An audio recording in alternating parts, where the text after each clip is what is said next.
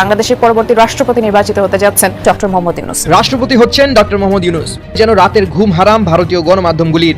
NDTV থেকে শুরু করে দ্য উইক কিংবা ইন্ডিয়া.com সবগুলোই যেন ডক্টর ইউনূস রাষ্ট্রপতি হচ্ছেন সেই মাথা ব্যথায় বিভোর। রাষ্ট্রপতি হতে যাচ্ছেন অন্তর্বর্তী সরকারের প্রধান উপদেষ্টা ডক্টর মোহাম্মদ ইউনূস। বাংলাদেশের রাষ্ট্রপতি জনাব শাহাবুদ্দিন চুপ্পুর একটি সাক্ষাৎকার কালের কণ্ঠে প্রকাশিত হয়েছে। এই সাক্ষাৎকার নিয়ে রাজনীতিতে তোলপাড়। দর্শক, এই সাক্ষাৎকারের মধ্য দিয়ে বিএনপির সমস্ত রহস্য ফাঁস হয়ে গেছে। আসসালামু আলাইকুম। সম্মানিত দর্শক মণ্ডলী, দেশ ও প্রবাস থেকে, কাছে ও দূরে, দেশের দূর দূরান্ত থেকে যারাই ঠিক এই মুহূর্তে আমার এই ভিডিওটি দেখছেন, সকলকে জানাই আন্তরিক শুভেচ্ছা ও অভিনন্দন।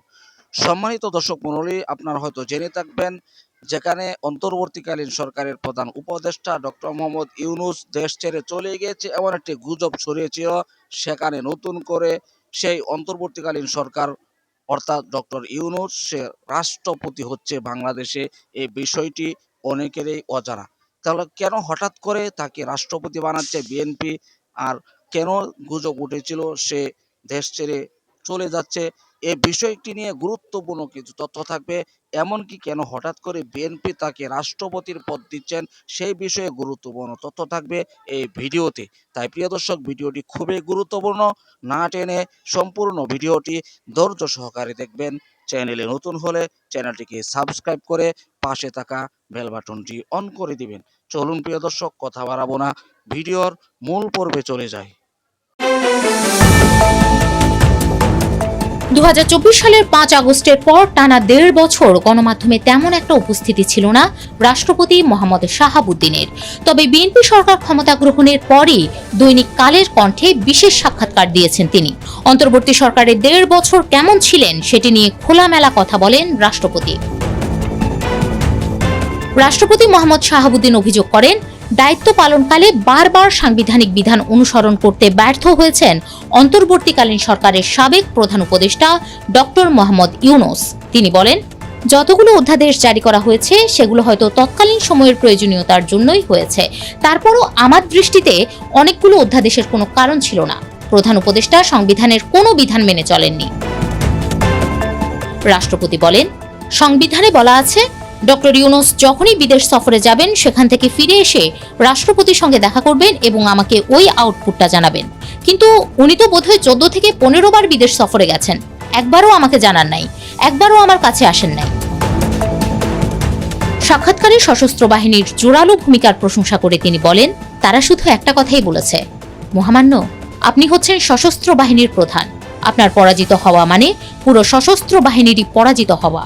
এটা আমরা যে কোনো মূল্যে রোধ করব। শেষ পর্যন্ত তারা এটা করেছে। তারা বিভিন্ন সময়ে আমার কাছে এসে আমাকে মনোবল দিয়েছে। দুঃসময়ে রাজনৈতিক দলগুলোর ভূমিকা প্রসঙ্গে রাষ্ট্রপতি শাহাবুদ্দিন বলেন, বিশেষ করে বিএনপি চেয়ারম্যান তারেক রহমানকে ঘিরে আমার মনের মধ্যে অনেক কৌতূহল জমা ছিল, কিন্তু আমি পর্যায়ক্রমে বুঝতে পারলাম তিনি খুবই আন্তরিকতাপূর্ণ মানুষ। আমার দুঃসময়ে বিএনপির সহযোগিতা শতভাগ ছিল।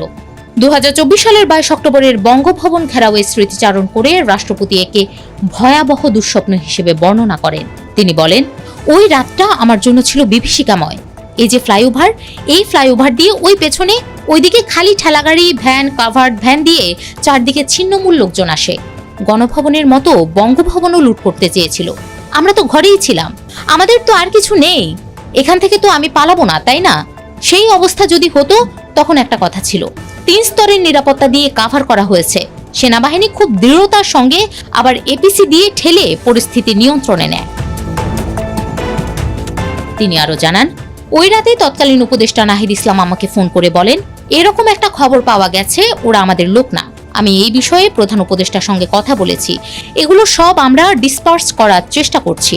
পদত্যাগের চাপের মুখেও নতি স্বীকার করেননি উল্লেখ করে রাষ্ট্রপতি বলেন, আমাকে কতভাবে উপড়ে ফেলার চেষ্টা করা হয়েছে, আমি কোনো পরিস্থিতিতেই ভেঙে পড়িনি।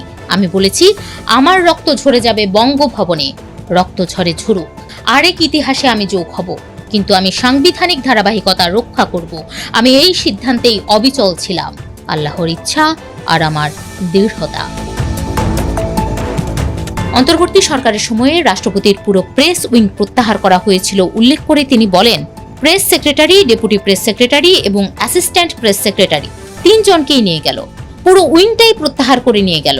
এমনকি দুজন ফটোগ্রাফার ছিল যারা 30 বছর এখানে কাজ করছিল ফটোগ্রাফার হিসেবে, তাদেরও প্রত্যাহার করে নিয়ে গেল। প্রেস উইং একদম নীল করে নিল। আমরা এখান থেকে কোনো প্রেস রিলিজ দিতে পারি না। বাংলাদেশের ক্রিকেট টিম কোথাও জিতলে অভিনন্দন জানিয়ে যে একটা প্রেস রিলিজ দেব, সেটাও পারি না। একদম প্রতিবন্ধী করে দিল। আমি রাষ্ট্রপতি হয়ে নিজে ক্যাবিনেট সেক্রেটারিকে বারবার ফোন করেছি, প্রিন্সিপাল সেক্রেটারিকে ফোন করেছি, স্টাবলিশমেন্ট সেক্রেটারিকে ফোন করেছি, কেউ পাত্তা দেয়নি। সাক্ষাৎকার শেষে তিনি আক্ষেপ করে বলেন, মূলত ওই সরকার চায়নি কোথাও আমার নাম আসুক, আমাকে একদম অন্ধকারে ফেলে রাখার চেষ্টা করেছে। তারা চায়নি জনগণ আমাকে চিনুক, জানুক। এটি আমাকে খুবই কষ্ট দিয়েছে।